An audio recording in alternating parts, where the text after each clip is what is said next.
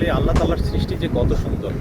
আমরা একটা চমৎকার জায়গায় এসেছি বলেশ্বর নদীর পাড়ে, এবং এই বলেশ্বর নদীর মোহনা পেরিয়ে সামনে বঙ্গোপসাগর, এবং এই নদীর ওদিকে হচ্ছে সুন্দরবন, এবং এই নদী পেরুলে ওখানে হচ্ছে একটি চরটির নাম হচ্ছে মাঝের চর।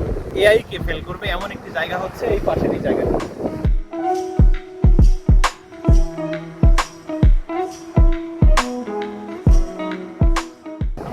আপনি এখানে আসলে আপনি মুগ্ধ হতে বাধ্য।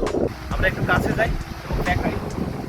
এখন হচ্ছে জোয়ার চলছে এবং নদীর পানি আস্তে আস্তে ক্রমশ বৃদ্ধি পাচ্ছে, এবং আমরা একটু ওর কাছে যাই। ওদিকে সূর্য